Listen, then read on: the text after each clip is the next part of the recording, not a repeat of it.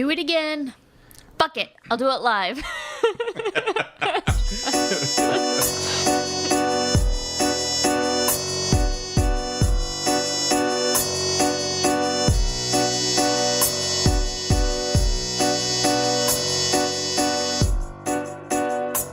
Welcome, everyone, to I'll DrinkToFact, a true story versus Hollywood podcast where we compare your favorite based on a true story movies to the facts from the actual events and see who got it right and who didn't. Nice. Nailed it. 7th time is a charm. Welcome to the show. So today we are talking about a movie called The Quiet Ones, which is based on actual events from something called the Phillip experiment. I did the movie in this one, so I have watched The Quiet Ones a couple of times now, but I have not looked into the actual case at all. Katie did all the research for that, and I'm super excited to know what was going on in that case. So, what are we drinking today, baby? It's called Mississippi Mud. It is a slow brewed black and tan porter and pilsner beer from the Mississippi Brewing Company out of Utica, New York. So yeah, the beer, it's not bad. It's more pilsner than porter, I think, and I definitely like darker beers, so it's a little on the light side for me. Yeah, I mean, it looks like a nice dark amber bordering on or brown color. Yeah, a dark amber. But it's just kind of flat in flavor. Just sweet. Like there's not like a lot of body to it, I don't feel. Yeah. We both like really dark beers, and I think we're both just missing that with this one. Yeah. It just kind of tastes like a light beer. Yep. So if you like light beers, yeah, and want to maybe foray into the darker side, come to the dark side, I would suggest trying this one out. Mississippi Mud. That's fair. That's fair. I remember whenever I started drinking beer and started venturing to the dark side, I think like Shiner Bock was my first like step away from your traditional like Coors, Bud Light, Miller Lite sort of thing. And then Shiner actually had like a family pack or something that had different beers they'd brewed over the years, and there was one in there called a black lager that kind of flipped me over to the dark side. It was a Bohemian black lager. Interesting. Yeah. How would you compare this to Shiner Bock? It's darker? No, I'd say Not it's really? about the same. Okay. Maybe a touch darker, but Shiner just has more flavor. Fair. I would agree. Okay. We did buy this one based on looks. I know you're not supposed to judge a book by its cover. I buy beer based on how it looks all the time, or if like it has a cute, clever name. Oh, I'm a sucker for good marketing. Like, what's that one brand? Clown Shoes? Oh, Clown Shoes? Yeah. I want to try all of their has beers. some amazing graphics and names. And they just sound good, too. Like, the one that we had was a Vietnamese, like, coffee porter. Yeah. It was so good. Then we had a Mexican lager, something or another, stout or something. Oh, it was like weird combination of description words there. It's like a chocolate sombrero or something. Yeah, exactly. Because it was like chocolate and spices, so. Super tasty. Mm-hmm. This one comes in like an old looking little moonshine jug. Oh, yeah, jug. Got a... I literally Googled what are the containers that moonshine come in called so I could describe what this looks like. It looks like it's like wrapped in a burlap sack, even though it's just like molded glass. It's really cute. And it has an alligator on the front. Because you know about those New Yorkin alligators. Right. Obviously. So, what can you tell us about The Quiet Ones? Getting into that movie here, The Quiet Ones. It was released in 2014. It is a PG-13 movie, just like most of my favorite horror movies. Right, I was going to say we've had the conversation Heavy before. on the sarcasm. This one stars Jared Harris, who is known for playing Professor Moriarty in the Sherlock Holmes Robert Downey Jr. boot. Another gentleman named Sam Claflin. He's known for playing Finnick Odair in the Hunger Games, I think the second or third one. And then Olivia Cook, who we know from playing Emma Ducote in the Bates Motel TV series. The budget for this movie I found very interesting. It was only $200,000, which is a crazy low budget movie. It's very low. It didn't look that way though. No, I mean there was that one scene that we'll get into, but it was a well done movie. I mean it was set in the 70s, so they were able to get away with a little bit of like rougher footage, I guess, because they were trying to recreate the footage of the time. Yeah, and I don't want to say it was like a found footage movie, but it was like interspersed with scenes from the perspective of Like one the of documentarian, one of the characters holding a camera. But you'll get into that. Right. So despite its $200,000 budget, its USA box office was $8.5 million. Which is Made a little bit of money. Yeah. It is 98 minutes long, and it was filmed entirely in Oxfordshire, England. Cool. So, getting into the movie, we open to a screen that says, one of our favorite things, inspired by actual events. Which means it's our turn to talk about it. That's right. We are then treated to credits over images of drawings of demons and little artifacts and things like that, which I guess is to set the scene for the movie. Then we get a couple setup shots showing that we are at the University of Oxford and the year is 1974. We enter a class being lectured by Jared Harris's character, Professor Joseph Copeland. He asks, "What is the supernatural?" A student answers, "Actions or events that we cannot explain through science." Hence the premise of the entire movie. Ooh. He then proceeds to give examples of times in history when things were thought to be the act of evil spirits, but were later proven to be explainable with science. Like things like being sick, like fever, people originally thought, it was like some sort of demonic spirit. Then like later were able to tell that it was like, infection, the body fighting infection, things like that. Just showing that there are things that are unexplainable, but that do become explainable. Which is, again, his intention of this whole movie. Yes. So he then shows footage of one of his first patients named David Q, who was a 12-year-old boy that was thought to be possessed by a demon named Mr. Gregor that made bad things happen. Then he postulates, what if you could prove that the supernatural was merely a manifestation of what already exists in the mind, the subconscious? After the lecture, Professor Copeland talks to a character named Brian McNeil that will be the historian, videographer, documentarian for the experiment. We then meet one of the other two people who are involved in conducting the experiment. Her name is Chrissy Dalton. She's a blonde college student who says she originally signed up to be the subject, but was rejected by Dr. Copeland for not being tortured enough. Did they say what she was a student of? Was she a medical student? Doesn't show. She's shown later in the movie, like giving injections. So I would hope that she has some sort of medical training. Okay. That's why I was asking, because I didn't know if at the beginning they said. It doesn't. We're then shown a clip of a girl named Jane being interviewed by Dr. Copeland. She says that the entity that she sees is named Evie and that she doesn't like her. We then meet the last person involved in the conducting of the experiment, Harry Abrams. We see him in the middle of coming out of a room that is blaring Quiet Riot's "Come On, Feel the Noise," which you hear multiple times through the movie.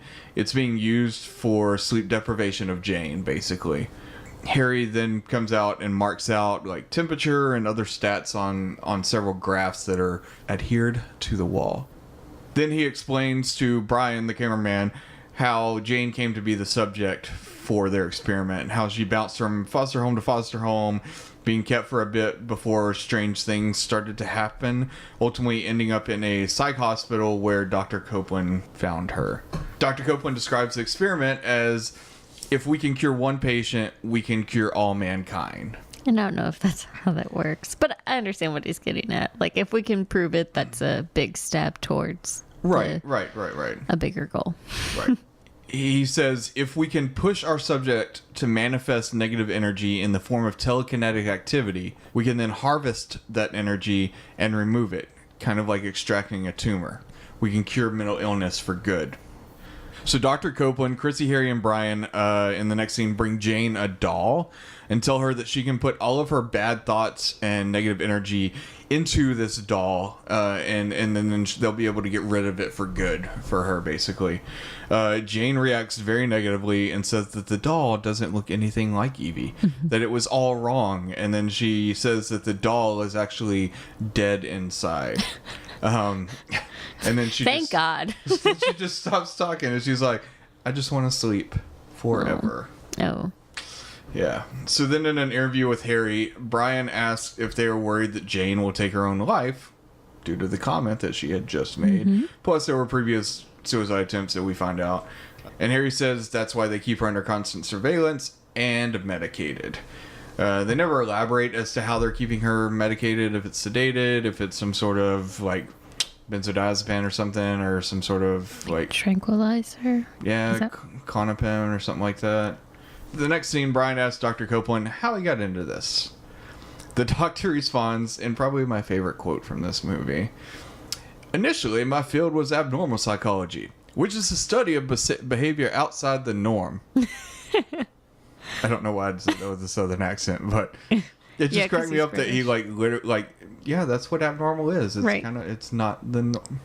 Oh, I see now. It's not thanks, guy. Yeah. So we're again then shown footage of David Q, which is interspersed in this film a bit. The doctor claimed that David invented Mr. Gregor to deal with the telekinetic havoc that his mind was wreaking on him. When asked what happened to David Q, Dr. Copeland says that despite improving, his mother terminated sessions due to religious reasons, and he last heard that he was living a normal life somewhere. This show and tell is then interrupted by a knock at the door. The doctor is brought before a council at Oxford and is told that funding for the experiment has been canceled. So Dr. Copeland, set in doing this experiment, decides to fund with what little money he has, and they move Jane off campus to continue. So they arrive at a house with a for lease sign out front. They set up the camera. Everybody poses in front, kind of takes like a group shot of everybody. They all walk in, leaving the camera rolling outside. Then creepily the van door opens, and then Brian runs back out to get the camera. It's very like Paranormal Activity. Yeah. So once inside, there are a few scenes of them setting up the house, in which Harry walks Brian through all of the gear they're using. They have like EMF detectors, EEG machines, and different sort of measuring devices for different things. They then interview Jane and try to get Evie to appear. When Jane can't manifest Evie, the doctor gets angry and bangs on the table and tells Jane that she's not trying hard enough, showing a bit of his emotional tie to this. So the next night, we're back at the table, interviewing Jane again. Dr. Copeland is using a rotating lamp, which produces a strobe-like effect to help with hypnosis. Jane has trouble manifesting Evie again and says that she just wants to die. Dr. Copeland gets angry with her again, and all of a sudden, a force knocks the camera out of Brian's hand. So the next day, Jane is sitting in the dark grunting. Brian is filming from the door and like calls Harry and Chrissy over. They all gather around to find out that Jane is ripping the hair out of the doll's head. So they approach her, and Chrissy bravely like just walks straight up and like takes the doll away. Like, hell no. That would not be me. I would just be like, yeah, we're just gonna like lock this room forever. You're good. You just eat the hair or something. Right. If there's anything creepier than a doll, it's a doll with its hair plucked out. Right. Or the person plucking the hair. Right. So, like I said, they approach her and question what she's doing. Jane then attacks Chrissy. Yeah, just like straight up attacks her. Yeah. Because she took the doll away. Yep. That's why. You don't fuck with somebody and their doll. So the next night, we're at the table again. Most of these where they're doing an interview. Jane is sweating. Then she says, "She's here." The EEG starts going crazy. Speakers start flipping through frequencies. EMF sensors go off. Jane says, "It's so hot. There's a fire." Dr. Copeland asks if Evie is afraid of fire and starts running a candle under Jane's arm. The sensors start to like go off every time the flame gets close. And eventually, because she's not reacting, the doctor just holds the flame to her skin to see how long before she'll react. So messed up. And then, like, Brian, the cameraman, yells at the doctor, and Jane comes to and screams in pain. Dr. Copeland gets pissed because he thinks that Brian pulled Jane out instead of, letting it just all happen. So later that night, Brian is in his room when he hears a knock at the door, a little rat-tat-tat. He opens it, and no one is there. I guess we should note that Brian is actually the only one not staying inside the house where all this is going on. He's actually living in like a little shack or a little shed out front. Oh. So I guess I didn't realize that. Yeah, it's like you can see him in there like doing footage and stuff like that. I don't know, it's very interesting. Okay. But everyone else is sleeping in the house. They're there like full time. Right. So he opens his door to his little shack, little shanty, and no one is there. So he goes up to the main house and he feels led to Jane's room. He opens the viewing window in the door because they've got this little like thing cut, kind of like you see in like prison or whatever. Yeah. And he cannot see Jane, so he decides to enter the room. Another big no-no in a horror movie. Right. And he finds Jane against the wall by the door, just like covered in blood. It looks like she had actually taken a bobby pin off of Chrissy and was just like mutilating herself. So she took that bobby pin when she attacked Chrissy in the earlier scene? Is that what happened? I'm not sure, because in the doll scene, she is removing the hair, and it like after Chrissy takes the doll away, she then like holds up a bobby pin. So I don't know if she had originally had it, and like Chrissy took it away, or what the case was. Okay. So that happens. The next day, Brian is videoing Jane in the tub. What? Like they're talking, he's got the video pointed straight at her. She's like, most of her body is submerged under water. And they don't ever really say how old she is, right? Like they don't say if she's a minor or not. As far as age, later we learn that Jane was born in 1955, and this is 1974, so it's assumed that she's 19 years old. Okay. Brian is videotaping Jane in the tub, like interviewing her. She then tries to show him her naked body, and he like pulls the camera away and looks away. And then he tries to convince Jane to let him get her out of there. Like out of the house, not Right. out of the bathtub. Right. So later that night, they're back at the table, and Chrissy is filling a syringe. Dr. Copeland tells her to double it. We're on the verge. They all gather at the table and hold hands all seance style. Jane starts talking about fire. She starts saying, "It's so hot." She then picks up the doll like real crazy and says, "Evie is burning. We can't get out. We're locked in." Then the doll starts to smoke, and she drops the doll, and her hands are like red and burnt. Mm-hmm. So they're like carrying her to the kitchen to get ice for her hands, when all of a sudden her head flies backwards and like projectile vomits out this like cloud of something that like reaches out for about 10-15 feet and then just goes right back in. Yeah. Everybody freaks out. They're all super excited. Dr. Copeland calls it teleplasm. Mm-hmm. He says she has manifested her negative energy, and the next step is transference. Which means that they need to move Jane's psychic energy to something else and get rid of it for good. Probably the doll. Right. So after this, they give Jane a couple days of rest. So we see people out in the yard playing cricket. They're playing not baseball. Playing other stuff. Jane is wearing this like really weird set of like overalls that I thought was a very, very odd costume choice. I think it was like a 70s like jumper. Was it pants or I thought it was a dress. No, it was like pants, but it was like, I don't know, it was just very I think odd. it was supposed to be like a 70s style choice. Gotcha. But it shows that like she's out in the yard, like doing some like gardening, picking flowers or something of the sort. They let her wear normal clothes and not like the hospital gown type clothes she's been wearing. Exactly. Yeah, she's like a person or something. So after this short scene of normality, we are back at the table, back holding hands, back trying to draw Evie out again. Jane informs everyone that Evie is lost, but they start hearing banging from upstairs. The banging gets closer until it's right outside the door. Then she's there. All the machines go crazy.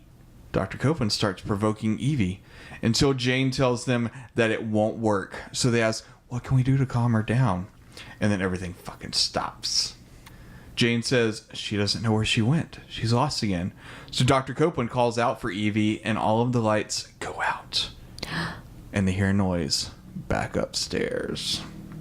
So they decide to do what most people do in this situation. They all go walk in the dark with only a small light from the camera lighting their way. No, they do what people in horror movies in this situation do.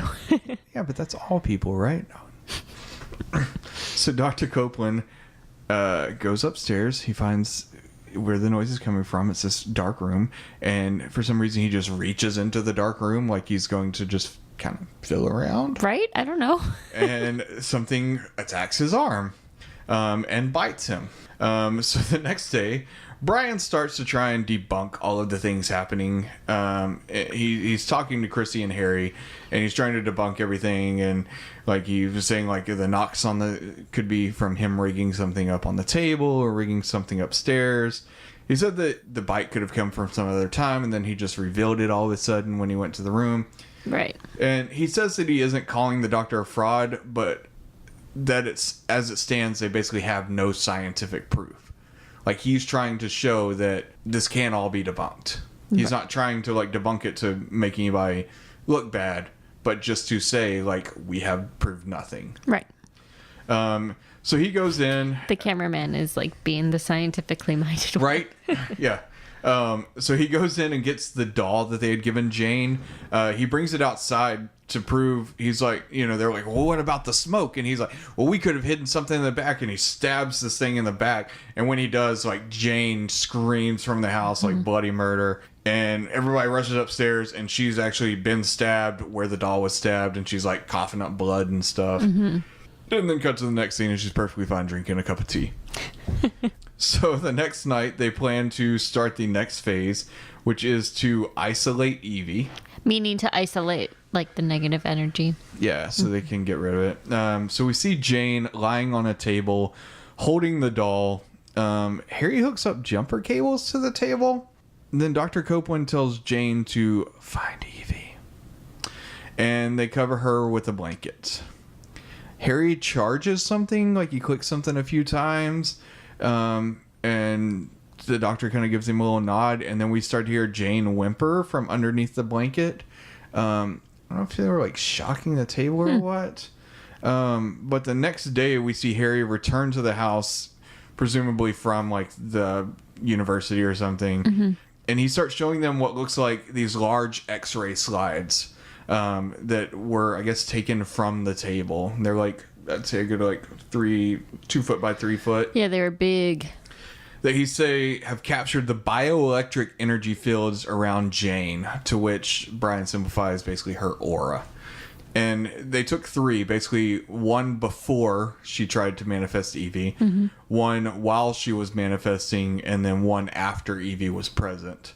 As the doctor takes one to look at it, the camera kind of zooms in and you can kind of see a face in the aura around Jane. So Dr. Copeland shows Jane and says, "You made her. You can get rid of her." To which Jane replies, "I don't want to get rid of her," with this creepy ass smile. Right. So the next day, after witnessing Dr. Copeland stroking Jane's hair in her room, Chrissy starts freaking the shit out, and she claims that Dr. Copeland is in love with Jane and only wants to cure her so he can have her. And she tries to convince Harry and Brian to help her stop the experiment. They both tell her, they're like, "Look, you're acting foolishly. You're acting like a little spoiled girl." And as she goes to leave, she reaches for a notebook up on the counter, and something like lights flash. She gets shocked and thrown across the room against the wall. She hits her head on the wall and then kind of falls down. And right by her head is a speaker, and through that speaker we hear like Jane laughing, very sinister like. So they're now asking Jane like, "What the fuck? Why'd you attack Chrissy?" And she's like, "Well, I was asleep. So I don't know, I didn't attack anybody, I was asleep. And Dr. Copeland does not like this because this does not fall in with Dr. Copeland's hypothesis, because it would mean basically that she was able to unconsciously manifest Evie. So he just doesn't believe that she was asleep. It's untrue. So that night, as Harry and Chrissy are going to bed, Chrissy accuses all of the guys of being in love with Jane. Harry leans in to kiss Chrissy to prove her wrong. As their lips touch, the light by the bed explodes. Then we walk outside and see it wasn't just that light, it was all of the lights. So then we hear Dr. Copeland scream from upstairs, "Jane's missing!" So, camera light back on in the dark, looking for the crazy girl. Then they hear a pain scream from upstairs, and then a demonic scream saying, "Help me!" Oh. So they get to the attic and walk into the darkness with only the camera light providing sight.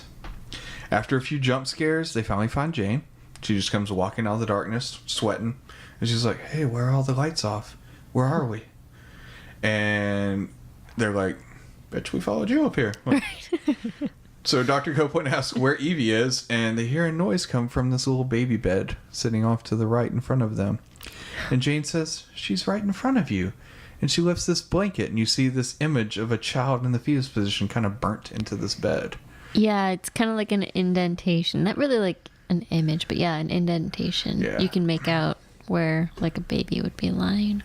So she starts talking to the child, and the child is basically, it's a one-sided conversation, so you get from that conversation that like the child is scared, basically. So she goes to pick up the baby, and as she touches the bed where the image is, flames just shoot up her arms onto her torso.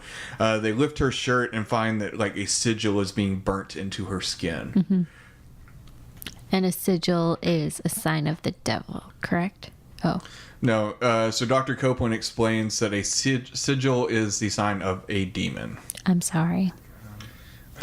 So the next day, Harry, Brian, and Chrissy implore the doctor to stop the experiment. They say it can't go on, and the doctor completely disagrees with them. He's like, "No, you're wrong. It actually must go on." And then he kind of guilt trips Jane into making the decision, and she agrees with him because he basically saved her. So Harry and Chrissy argue, and they're just like, "All right, we're out." So they're seen like packing their bags, and they just leave. So at this point, Brian finds Jane's medical history folder and flips through it. It shows that Jane was born January 13th, 1955. He then leaves and goes to a library to do some research. He starts kind of researching the sigil and stuff like that. And while he's gone, Chrissy is actually back at her home in wherever they were. Like back on university, Right. or at the university. And she's taking a bath, and the water starts to boil. Then the room starts to steam, and she gets out, and she goes to get out, like go to leave, and the doorknob is like red hot, basically. It like burns her hand. So she like falls to the ground. She's like basically giving up at this point, and like a burnt hand just slaps the ground right in front of her. And then Harry bursts in and saves her. So later that night, Harry and Chrissy are now back out of the house where the experiment is taking place, explaining what happened to Dr. Copeland, and just talking about the fact that like this basically followed them home when it shouldn't have, if it was being manifested by Jane, right? Right, exactly. So Brian walks in the middle of this conversation to show everyone what he found in his research. He says that the sigil belongs to a group called Lilitu. They were a cult devoted to an ancient demon that was worshipped by the Sumerians. He found that Evie Dwyer was a child in this cult, the Lilitu, and that she displayed clairvoyance at a young age. And the cult leader, Dr. Heinrich Dwyer, which they share a name, didn't really ever say if it was like his kid or not, or maybe just everybody in the cult was a Dwyer. So I don't know. But anyway, Dr. Heinrich Dwyer became convinced that Evie could reincarnate their idol, this ancient demon. So on June 6, 1954, Dr. Dwyer claimed that Evie had received a message that Lilitu should lock themselves inside of this building. That night, a massive fire destroyed the building and killed everybody inside. Everyone, including Evie, who he shows a picture of. And in this picture, it's basically like her, and she's got her fingers under her upper lip, showing this like sigil birthmark that's underneath her lip. Like on the inside of her lip. Right, exactly. So Chrissy and Harry believe that she is an evil spirit and will ultimately kill them the same way that she killed off this Lilitu cult. Dr. Copeland says that is irrational, and that there's an easy explanation, that she must have overheard the story somewhere or something, you know. You know, she was 4 years old at the dinner table and her parents read about it, and like just some bullshit. It was just dinner time discussion. Right. So the four argue about Dr. Copeland being the only one possessed, and he's possessed by his own bullshit, which was my second favorite line. So Dr. Copeland, determined to prove his hypothesis correct, storms into Jane's room and starts demanding that Jane explain how she knows the story of Evie Dwyer. He eventually gets physical and slaps the shit out of Jane. So Brian jumps in to defend. He and Dr. Copeland get into a fight.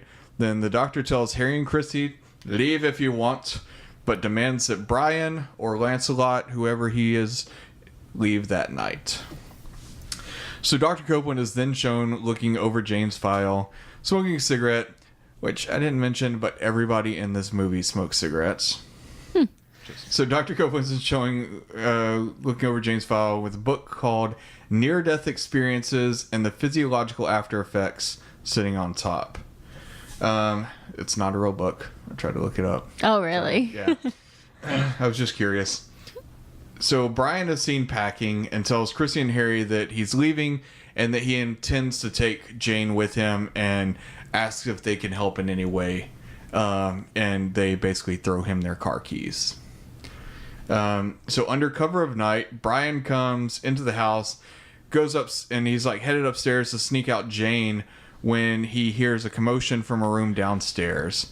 And it's actually Jane watching footage of David Q, the patient from before. And it's revealed that David Q was actually Dr. Copeland's son. Nailed it. Thanks. At this point, Harry and Chrissy walk in. There's a break in the footage, and then it comes back on, and it shows an adult David Q still living in a mental ward, not having a normal life like the doctor had said. And he's in distress in the mental ward. And then there's a shot of, there's like blood kind of coming down his head. And then the next shot is of a medical practitioner putting a white sheet over David's body. Yeah.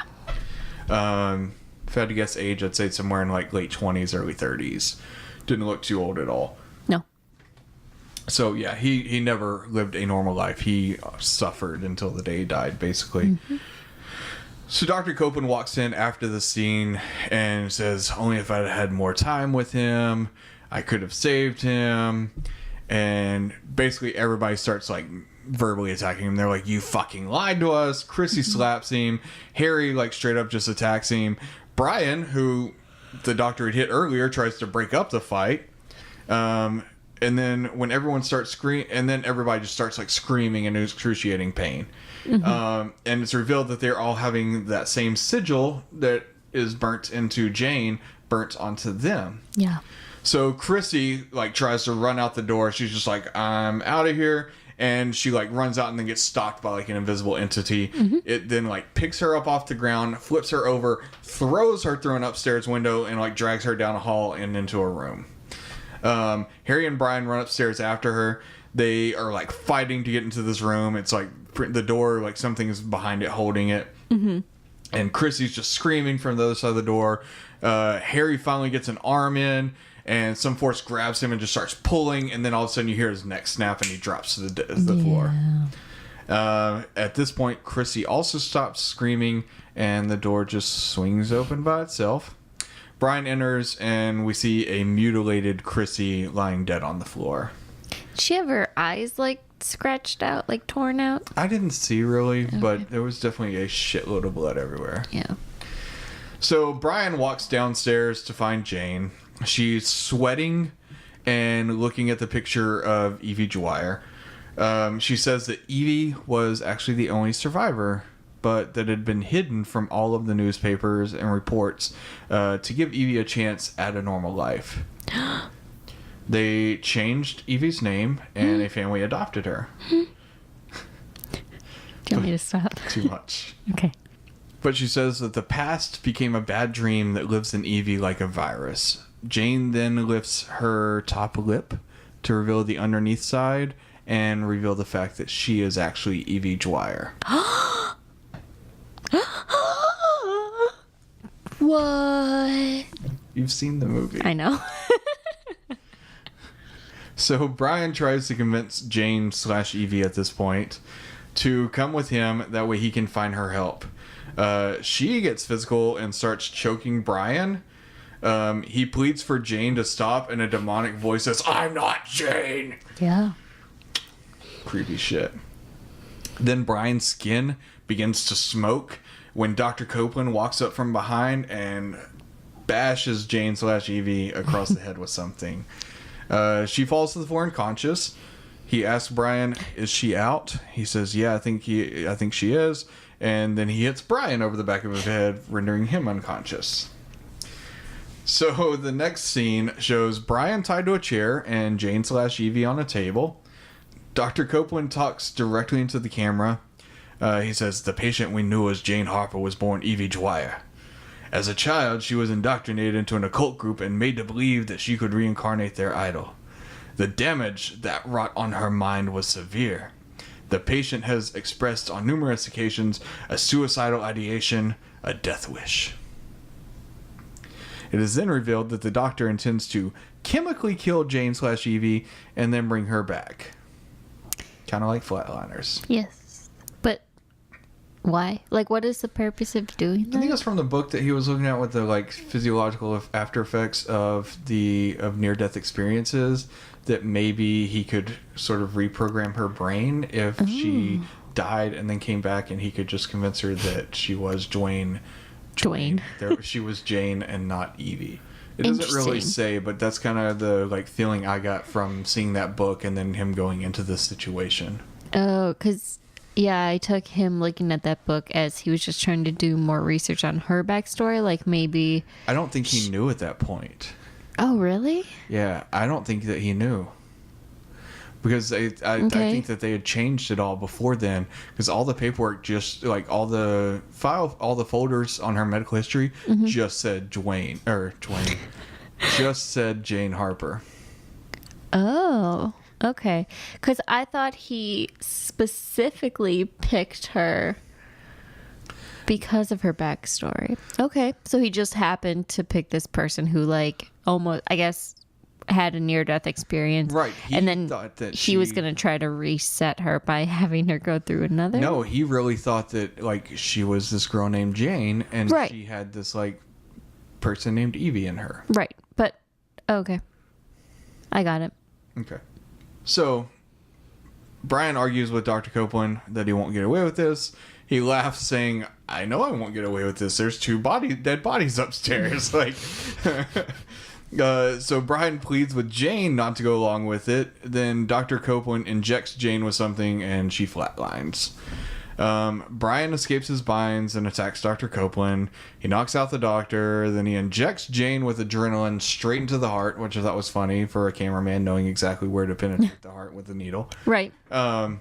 She comes to, but she forces Brian out of the room and closes the door behind him. Wait, what you didn't touch on was like my favorite part, where he shoots her with the adrenaline once. It doesn't work, so he draws like another vial and like shoots her in the heart again, which I'm like, clearly you don't know what you're doing. Like, well, just shoot more adrenaline in her. Like you said, he just knew exactly what to do. I'm like, oh. So, like I said, Jane forces him out the door and closes the door behind him. So he's like frantically trying to get in to help her and watches through this little observation window as Jane bursts into flames. Brian tries to get into the door but can't. Jane eventually turns to ash and just kind of collapses in front of him. And as Brian's watching through the window, we get one last jump scare as a charred demonic figure just flies straight at the camera and the screen goes white, signaling the end of the movie. But is it? Or so we think. Because then we see Brian in a mental institution. He's being interviewed. He's holding his camera in his lap. He says, there was a fire. And a man off camera asks, how did they die? Brian caresses the camera and repeats, it's all in here. It's all in here. The man says, it's not in there. All the film is destroyed. Brian starts bashing himself in the head with the camera. The man says, you killed them, didn't you? Tell us what really happened. Brian looks at him and smiles as smoke starts to raise from his hands. And then fade to black. And that's the end of the movie. Yep. And then we are actually shown pictures of what we can only assume are the real people involved in this case. There are some pictures of some artifacts, a doll with all of her hair pulled out, and it closes on the group picture that they took in front of the leased house that they recreated in the movie. And before you get into the true story, I just want to note that, like, watching this movie, I thought that this was, like, heavily fictionalized upon. Okay. Like, that's the impression I got, is that, especially with it being called the Phillip experiment, and we were looking at someone named Jane / Evie. So I thought that maybe there was this, like, small experiment, and that somebody somewhere sat down and created the script slightly based off of this whole thing. And then we get to the movie, and I see these, like, photos, and I'm like, oh, shit, like, maybe this is, like, real deal. Like, maybe, like, the house looks exactly the same. There's, like, 5 people. There's a girl that kind of looks like Jane, like, all this stuff. So I'm interested to know, like, what actually happened, because my initial impression of this movie before seeing those photos was like, this is, like, probably 98% horse shit. And then I saw those photos, and I'm like, oh, maybe some of it's actually, like, based in fact. So, what do you got for us? Okay. Just curious. So you know nothing of the Phillip experiment going in? I made sure to not look at a single fucking thing. Right, but, like, no background story? Nothing. No idea. So it seemed fishy to you, knowing nothing, watching this movie, knowing it was loosely based on the Phillip experiment. And you're like, this is weird. Nobody's named Phillip in this movie. Except for the random one guy in class at the very beginning of the movie. There's some sort of argument about, like, religion and psychology and stuff like that. And one of the class students is named Phillip. And that's it. And I think while we were watching the movie, or maybe towards the end, I asked you, I was like, they've never uttered the words, like, Phillip experiment during this movie, right? And then I think you brought that up. There's, like, one guy named Phillip, but he's, like, not even a main character. Right, he's not involved. Yeah, and then we see him again at the library halfway through the movie when Brian goes to do his research. He is actually confronted by this Phillip guy, and that's when the title of the movie, The Quiet Ones, comes out, because he basically refers to the group conducting the experiment as the Quiet Ones, because they're being very hush-hush about it, and accuses them of killing the girl. Well, I'm about to tell you why you are exactly right. Nice. Okay. Where to start? Okay. So yeah, start of the movie says based on a true story. Inspired by actual events, which usually tells me it's heavily fictionalized. Yeah. Well, okay. The Phillip experiment. I can just tell from your face that this was such a letdown. I've been so excited all week to hear the story, and now I'm so fucking bummed. I'm sorry. It's a cool experiment, but it's cool. Hit me with it, baby. All right. So, in 1972, not 74, in Toronto, Ontario, not England. Not across the pond. Yep. What the shit? Dr. Alan Robert George Owen, not Joseph Copeland. Alan Robert George Owen. His parents couldn't decide on a first name, so they just gave him 4? Yep. Wow. He goes by ARG. Owen. He goes by ARG. Yeah, that's what like everything says is ARG Owen. Like, is it ARG or just ARG? Arg. No. ARG Owen. I mean, maybe he went by one of his names, but on What's everything his that I favorite saw, they drink? just Rum. abbreviated it as ARG Owen, or they called him Dr. Owen. So in the movie, Joseph Copeland was what, a psychologist, was he? Yeah, it doesn't ever really say, like, Okay. what, I mean, he got his start in abnormal psychology, which is the study of not normal stuff. Right. Well, in real life, he was a mathematician. Cool. So he was a member of a group called the Toronto Society for Psychical Research, TSPR. And his wife, a former nurse, was also a part of this group. So basically, his wife is actually the one who headed up this test group. He was kind of there as an advisor. And there was Dr. Joel Witten, who was a psychologist, who kind of oversaw the experiment. So the main test group comprised of 8 people. Like I said, it was kind of led by Iris Owen, who is ARG's wife.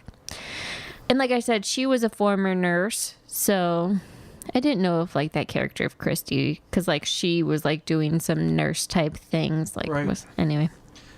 So 8 test subjects or 8 people conducting the... 8 people were in the group. Gotcha. Okay. So other members, Margaret Sparrows, she was the former chairperson of Mensa in Canada. Andy H., who was an industrial designer. Lauren H., who was his wife. Al Peacock, who was a heating engineer. Bernice M., an accountant. Dorothy O'Donnell, a bookkeeper, and Sydney K., a sociology student, who was the only student in the group. So more members than was portrayed in the movie, and it wasn't like a group of students. It was like one student and then all these people of varied backgrounds. Interesting. Okay. So these 8 people, I believe they were all members of that TSPR group, the Toronto Society for Psychical Research, and they were conducting this experiment for that group. The whole goal of the test group was to create a fictional character who they then attempted to contact through seances. So they created this Phillip Exactly. character. Gotcha. And they... So, go on. I'm sorry. No. I mean, I'm just trying to put 2 and 2 together and read ahead. So go ahead. I understand. So why they wanted to do this was to kind of prove that paranormal phenomena could come from sources other than spirits on another plane. They were trying to Basically say that we could create the thing in our head.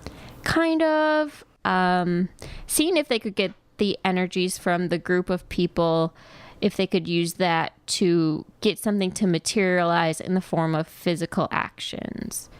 They were also kind of trying to prove like the supernatural is a subconscious manifestation of what already exists in the mind. So I guess that kind of goes into like what they're trying to do in the movie, and that they were thinking that by thinking of a ghost, by giving him like a backstory and giving him an identity, that might be enough to basically conjure it into existence. In the movie, their whole aim... Can you like look up, can you say again like what some of those key phrases were when he said like what the purpose of the experiment was? So he says, what if you could prove that the supernatural was merely a manifestation of what already exists in the mind, the subconscious? There's that, and then he basically said, what is the supernatural? It's actions or events that we cannot explain through science. And that was basically the premise of the entire movie. So I guess I can kind of see how that correlates with what the purpose of the real experiment was, but 2 completely different methods, I guess. So here's the story and kind of the description of the character that they created. Again, like you said, it's called the Phillip experiment. So the character they created, his name was Philip Aylesford. He was born in 1924, and he was a young aristocratic Englishman. From a young age, he was involved with the English military and was knighted at the age of 16.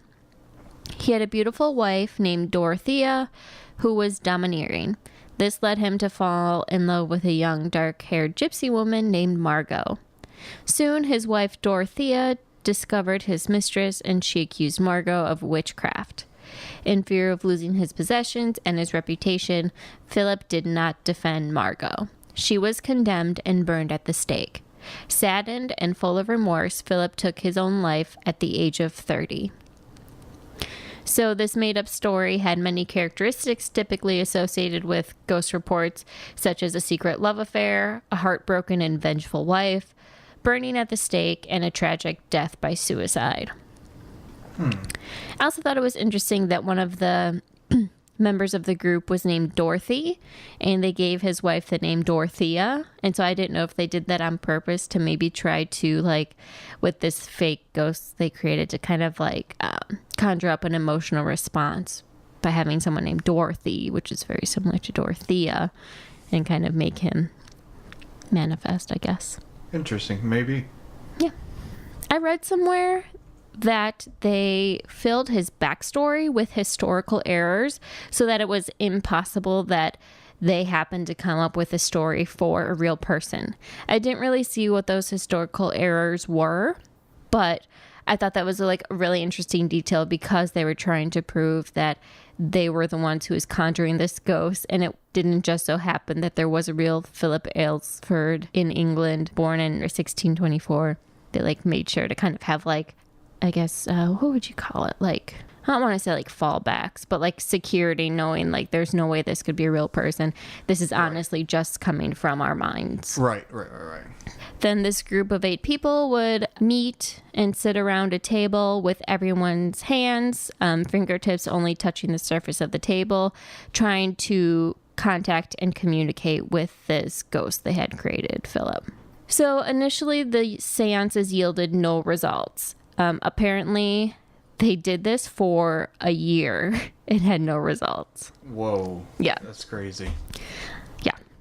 So at that point, they decided to change the test conditions slightly to more closely mimic traditional seances. So I guess they were not necessarily sitting around a table, but they were just like sitting and talking about Philip and trying to get him to appear. So after a year of doing that and no success, they did things like dim the lights. They started sitting around this card table. And after doing that for a couple of months, then they started getting actual results.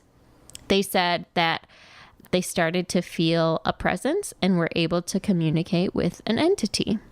So one thing that was like the movie, the group would ask Philip questions and he would knock on the underside of the table, 1 knock for yes and 2 for no. So I think at one point in the movie they were doing that with Evie. They would ask her a question and then it was like 1 for yes, 2 for no. And it says that if someone accidentally asked Philip a question that was more complicated than a yes or no response, that he would respond with scratching noises.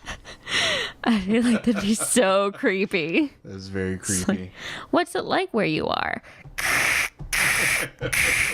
The group also claimed that Philip could dim and brighten the room's lights on command. They also said he would form a mist over the table and created a cool breeze and blew across the table. They also said that the table felt alive or electrified whenever Philip was near. Now, he never materialized before the group, but he would actually move the card table and even rotate it on 2 or 3 legs and turn it completely on its side. What? So, in order to prove that it wasn't one of the participants moving the table, the psychologist placed paper doilies under the fingertips of the participants so that if anyone tried to move the table, their fingers would slide from the paper and like draw attention to themselves so that everyone could tell who was like moving the table. It's very smart. Yeah, I know. So one thing that's also really cool is this has been captured on videotape. Yeah. Yeah. Did you find? You Yeah. saw, Oh yeah, it's really cool. If you look it up, just Google. I have it pulled up on my computer if you want to watch it. But if you want to find the footage, just Google or I guess go on YouTube and type in the Phillip experiment. Phillip with 1 L. There's an 11-minute kind of like documentary segment. And that has some like pretty ridiculous, exaggerated reenactments. So just keep in mind like the things that are reenactments didn't happen in real life. They show like, it's so stupid. They show people with like the card table like levitating like above their heads. And it never did that. But the other clip on YouTube is more like 7 minutes long. And that one has like actual footage of the group. So that one I think is more accurate. Okay. And I mean, I've watched the footage and I think it looks pretty legit. Like, it doesn't look like they're moving the table. Now, for like knockings, I don't know, that could like come from somewhere else, or like someone could be like hitting it with their knee or something. But when they're like moving the table, like it looks legit. I definitely want to check it out. Yeah. Are you watching? Oh, No. I'll watch it whenever we'll watch it together later. Okay. You don't want to watch it now and react on the podcast? Yes, let's do that. Watch it now? Yeah. Yeah. Also, I thought it was interesting. So the video was captured by the Owens son. His name was Robin. So the doctor did have a son, but he did not kill himself in an asylum like it was portrayed in the movie. No. Didn't you love Dorothea in your time? What the fuck?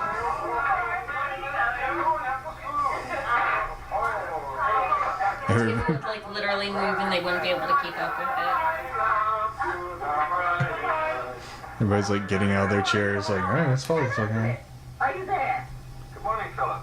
Good morning, Phillip. Interesting. It's very, very. I don't know. It's weird. Because I feel like, so first of all, they said like the table was on really thick carpeting. Okay. So, I mean, and it's not just that the table's like tilting. I feel like it's also twisting, which is, I feel would be really hard for like someone or people with just their fingertips on the table to like twist it like that.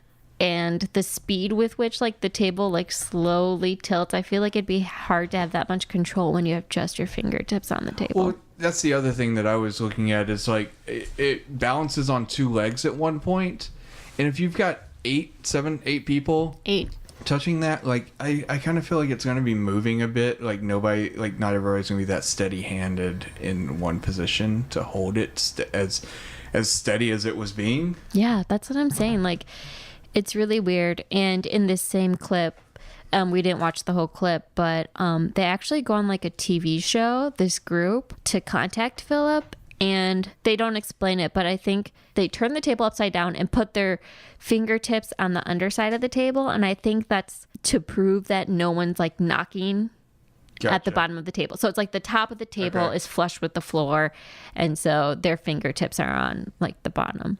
So that's wild. Mm-hmm. And then they still produce the knockings. So it's a really cool experiment, and it's kind of intriguing, but not at all anything like what happened in this movie.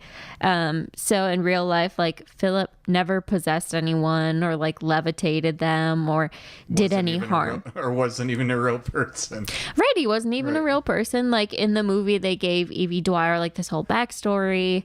No, Phillip, they made him up. And the study is criticized. One of the things that people say is they're like, oh, well, all the questions that the group asked Phillip were all ones that at least one person in the group knew the answer to. And I'm like, well, isn't that the whole point of the experiment? Was that the whole point was that they were conjuring up this energy from themselves? Like they were trying to prove that it wasn't like they were contacting a ghost. Like, of course, the questions they were answering, they knew all the answers to. Like, I feel like that's the whole point of the experiment, right? Right. Like, the study was also criticized because it didn't have very solid controls, and they had ambiguous results due to the unreliability of the seances. So similar experiments were conducted by this Toronto Society for Psychical Research using a completely different group, and they created completely new fictional characters. One of them was named Lilith, and one was named Humphrey. There were a couple of other characters they created, and it says that they achieved similar results, but then also in the same sentence said that the studies were deemed inconclusive. So, I don't know. I feel like if you're able to replicate it with like a new group and a new backstory, like, aren't you? So there's something known as a tulpa. Okay. Which in its definition is an entity created in the mind, acting independently of and parallel to your own consciousness. They're able to think and have their own free will, emotions, and memories. In short, a tulpa is like a sentient person living in your head separate from you. The way that was originally explained to me was a tulpa is something that, if enough people believe in, will be created into existence. Is that kind of like the whole Slender Man thing? Kind of. Okay. Yeah, kind of like that. But on an actual, like in a physical sense. Like, if Slender Man was actually something that, like, people... I mean, right. I kind of have a feeling that that's what, like, the movie that's coming out is going to get at. It's like this internet fad that's going to manifest something physical in the real world, is what I'm guessing. Right. So, I mean, ultimately, it kind of feels like that's what these experiments was to prove the ability to create a tulpa. Interesting. So the psychologist that was overseeing it, he stated, I don't really understand his explanation for this, but I'll read you the quote and let me know what you think. He stated that the effects were produced by the participants as a subconscious defense mechanism, using their behavior to regress to a childlike mentality. Then in that video, there's a quote. He says, like, speaking as if like one of the participants says, if I want to do it, it can be done. Like, that's kind of like the childlike stance. Like, kind of like, if I believe this and I want it to happen, it's going to happen. So, I don't know. What do you think that statement means? The effects were produced by the participants as a subconscious defense mechanism, causing their behavior to regress to a childlike mentality. I think if you were able to conduct this experiment with a group of children, it would be a lot easier to make happen. Because of the fact that children have more open imaginations, I feel like they are more apt to believe, whereas adults, we are more skeptic. So I think that maybe it's got something to do along with those lines, as to where, like, they were reverting back to a place to where they were more open-minded, and more creative and imaginative, and more accepting of what if this happened. Whereas adults, we are less acceptive of those things because we've seen disproof and disbelief. Okay, so maybe if like they had tried to replicate it with like other people who weren't as open-minded, then it didn't work. But it only worked because they were being open. And yeah, you bring up a good point. He said that just like the group was really having fun with it, like you said, being open-minded. In a couple of the clips, you can hear them like singing songs, and he also called that like childlike. They were literally like singing like school children's songs. Right. I mean, in the like little clip that you just showed me, I think that's the like. In all honesty, I was like, oh look, it's a whole bunch of scientists on drugs. Like, well, it was the 70s. Well, because I mean, you know, you expect these scientists to be kind of uptight, like producing. Like trying to have a controlled environment, having all these, and it looked like there was like 7-8 people around the table, just like having fun, like drunk or whatever the case. And I guess maybe that's what they mean by that like childlike state, is they had they were having fun with it. We don't do that a lot as adults. It's true, and it's just like so interesting that they were able to create like this physical result. So it's very cool, especially for a group to create it. I feel like it would be much easier for like a certain person to create something in their head, like one or just like a smaller group, like 1 or 2 people, right? But like for a group of 8 people to all become this solid thing, as to like this happened. Well, yeah, it's almost like teamwork in a sense. Like all right, and hell, a commitment, because they did it for a year without any results. I also read somewhere they took 8 to 9 months to create the Phillip character. So 1972 is when they started meeting, but they didn't start like the seances until 73. So then it's like, then you had like another year of no results before they changed the test conditions. And then after a couple months of that, then they started getting like this actual, like, the wrapping on the table moving and things. Which puts us in 1974 when the movie happened. Dun, dun, dun. Oh, shit. That just One happened. more fucking tie-in. I'll give you that point. Quiet ones. Nice. That's awesome. I didn't even think about that. But yeah, I mean, I'm sure, yeah, there's definitely a sense of camaraderie, I'm sure. And, oh, that was the other thing. In, like, the documentary segment, the psychologist said that they continued to meet for, like, 10 years on a weekly basis. I mean, I guess their heart was in it. I mean, it's kind of cool if it's your life's ambition to make that discovery. Yeah. So, unfortunately, another reason why the study was kind of criticized and maybe not taken seriously is because the group wasn't able to come up with a hypothesis as to explain why these things were happening or be able to accurately predict when they would occur again. Right. They couldn't reproduce it on demand. Exactly. So, but I mean, they've captured it on videotape. They went on a talk show and were able to reproduce it. But the fact that they have no explanation for what's going on. Like, honestly, I'm wondering if they were, I mean, did they prove their point to create a ghost from their group energies? Or were they conjuring a real spirit that was just like fucking with them? And it's like, are you Phillip? Yeah. Because like as a ghost, wouldn't you be like, fuck yeah, I'm Phillip? Yeah. It's like, oh shit, somebody's talking to me? Yeah, what's up, girl? I got you. Exactly. So... But yeah, it's a really cool study. There's footage of it, but not really a lot of like explanation behind what was happening or anything. So I really didn't find a lot of information on it, but some cool footage. So they had a cool idea, but it didn't never, no pun intended, but materialize into anything. Exactly, yeah. Okay, well, cool. As far as real story to movie inspired by real story, we've got 1974. Barely. Knocks on a Table. Yes. And that's it. That's it. The complete situation in the movie was completely different than what happened in real life. The group of people in the movie fought, whereas the group of people in real life sang and held hands. Another point I wanted to mention when you were talking about the photos at the end. Yeah, those were just actors. Not even the actors in the movie, but they hired separate actors to take these pictures to make it look like they were real pictures. That's so crazy. So completely fabricated. None of those were photos of like the real people that they were based off of. That's one of my favorite things at the end of the movies when they show the real photos or real. And now I've been scarred. Feels dirty. There's distrust there. Mm-hmm. Now I'm always going to have to say, is that really that? Which is sad. No. Right? Mm-hmm. Yeah, that probably made me the most angry. Because, yeah, I was the picture is even like, it's so close to what they did in the movie. No, it's because... They've tainted it. Yeah.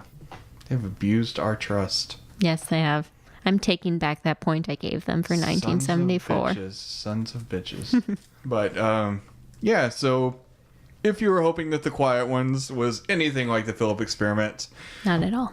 It was not even close. I am let down, personally. And I was also upset that they said at the beginning, like, inspired by true events. Like, just don't say that. Like, it would have been a fine movie. I think the only way it was inspired is that it was a psychological experiment that happened in the 70s. With some, like, kind of paranormal backstory. Right, and it was a group of people. Yeah. Not even the same number of people. Not even in the same country, not on the same continent, not in the same hemisphere. The same hemisphere? Maybe. It's the same hemisphere from, like, the equator up, but not, Right, not east or west. Right. Gotcha. Okay. Let's just go with not the same time zone, so fuck them. That's accurate. Yeah. Yep. Yeah, hopefully our movie next week will be a little bit better tied in. I hope so. I'm looking forward to our next couple of movies. You win some, you lose some. Yeah. This was definitely a loss in the sense of based on a true story. But the movie itself was good. I found it entertaining. Watching it the second time, I was able to catch more in the movie that made me respect the movie a lot more. And like I said, it would have been a just fine movie if they would have left off the inspired by true events. Like, it's a good movie. Like, it was a good movie. I enjoyed it. Mm-hmm. It was cast well. Yep. It was filmed well. Mm-hmm. For a $200,000 budget, it was filmed great. That's what I was going to say. For like $200,000, it doesn't feel like a low... And it was written fairly well. I mean, the acting was good. So next week, Serpico. Yep. And then the following week... Helter Skelter. Helter Skelter. So we've got some older ones coming out at ya. But I think Serpico is more based on a true story. And there's a new Serpico documentary on Netflix. Oh. So I don't think we've decided who's doing the true story this week, but I think that may help. Okay, cool. It's got an actual interview with the guy. Cool. And straight from the horse's mouth. We get to do Helter Skelter, which I'm looking at, which I'm interested to get into, especially ahead of the Tarantino movie that's coming out, dealing with the same event. Yes, I am too. Once Upon a Time in Hollywood, right? Yes. Cool.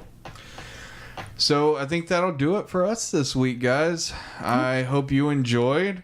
Definitely check out the movie. Check out the true story. But don't expect them to correlate at all. Yep. Yeah, definitely go check out those like YouTube clips of the table moving. It's kind of wild. Yeah, absolutely. So we appreciate y'all listening. Like I said, we'll see you again next week. We've got a few big changes coming up over the next month, so we're going to try our very best to stay on top of episodes and release dates. But we might be releasing a day or two before or after, just depending on when we can get to a computer Don't to be mad at us. Huh? I said don't be mad at us. Yeah. But we will be releasing every week. We'll be giving you new episodes. We like that you guys are listening. Makes us feel good. Hopefully we're providing a good service for you guys. Shoot us a line. Let us know if you like what you hear. If you've got something that you want us to take a look at or something, we'd be happy to do it. Be happy to check out the movie or the true story. You can send us an email at drinktofact@gmail.com. You can find us on Facebook at DrinkToFact, on Instagram, Twitter, both at DrinkToFact. We're on... Did I miss any social media? No. Nope. I mean, even if you want to send us a message on YouTube, we're on YouTube. Yeah, we're on YouTube. Just search DrinkToFact, no spaces. That'll pull up our channel. You can find us on iTunes. We're on Spotify now. Yeah, we is. Stitcher, Podbean, Google Play, and YouTube. Yep, YouTube. There's no videos. It's just the audio, but I put a little like pretty picture on there for people to look at. Cool picture, yeah. So, as always, we appreciate it. Rate, review, subscribe on everything, and we will see you guys again next week. Thanks, guys.